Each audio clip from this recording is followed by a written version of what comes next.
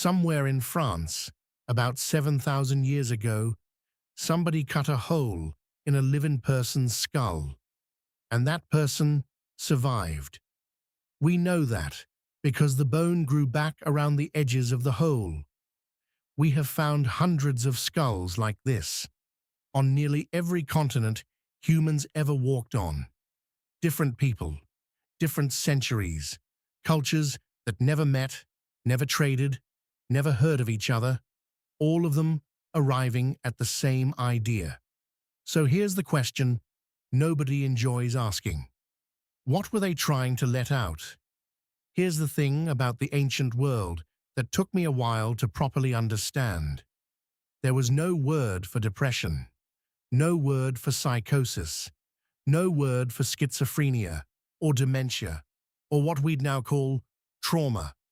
Not because those things didn't exist. They absolutely existed. It is the same brain.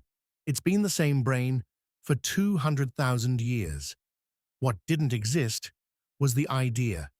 Nobody had yet invented the concept of a mind that could break on its own, from the inside. So when someone in your band of 30 people started answering voices that nobody else could hear, or stopped speaking for a whole month, or woke the entire camp screaming every single night, you didn't think illness. You had no such box to put it in. You thought something got in. And once you believe something got in, there are only ever three options available to you. Get it out, give it a job, or get away from it. Option 1 is the hole in the skull. It's called trepanation, and it is the oldest surgery that human beings have any evidence for at all. Older than stitches, older than setting a broken bone, older than agriculture, older than the wheel, older than writing by thousands of years. And it shows up in Peru, in France, in Russia, in China, in the Pacific Islands, independently, over and over. Everybody looked at the person who wasn't themselves anymore, looked at the head and thought, the problem is in there, so open there. Now, the part that genuinely breaks people.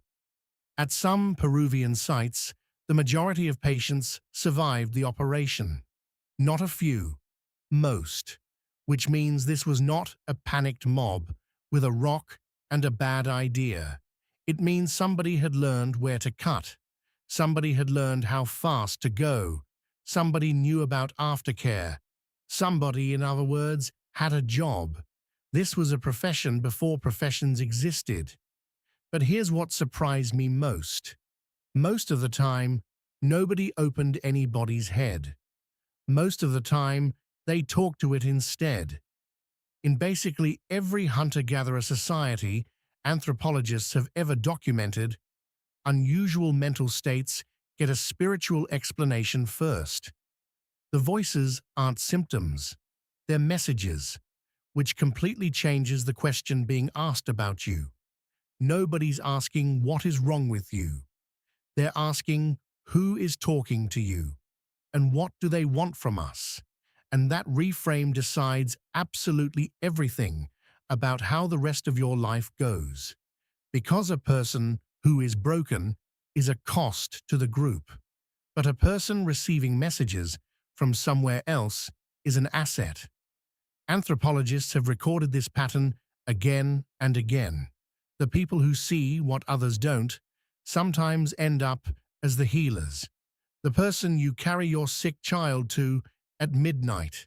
The one who tells the group what the dream meant.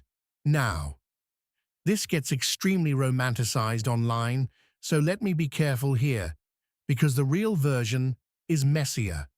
It was never all of them. It was never automatic. It depended entirely on what kind of unusual you were. If your visions arrived in episodes and stopped and produced something the group could actually use, there was a role waiting for you. If you were violent, or if you simply could not be reached at all, that door didn't open. So what happened then? This is the part where the bones start talking. And honestly, The bones are kinder than I expected. In a cave in southern Italy, archaeologists found a young man buried around 11,000 years ago. He had a form of dwarfism that would have made the group's physical work, hunting, hauling, walking all day, essentially impossible for him. He couldn't hunt. He couldn't carry. He was buried carefully anyway, having lived to about 17. In northern Vietnam, there's a man archaeologists call M9. His spine had fused. He was paralyzed from the waist down.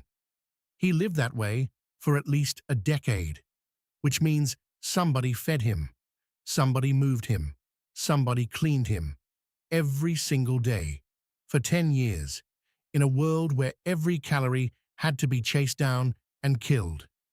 And in the Shanidar caves in Iraq, there's an individual with a withered arm, a crushed eye socket, and a whole catalogue of healed fractures. He'd have been half-blind and one-armed, and he wasn't even one of us. He was a Neanderthal 45,000 years ago, and he lived to be old. Somebody made that possible. Bioarchaeologists call this the evidence of care, and once you start looking for it, it is absolutely everywhere in the record. That picture you have of prehistory, where the weak get quietly left on the ice, that's mostly a Victorian invention, because in a group of 30 people, the one who can't function isn't a statistic. He's your brother. She's your mother. But I promised the honest version, and the honest version has a flaw to it. Care costs calories, and in a bad winter, calories are the only currency that exists.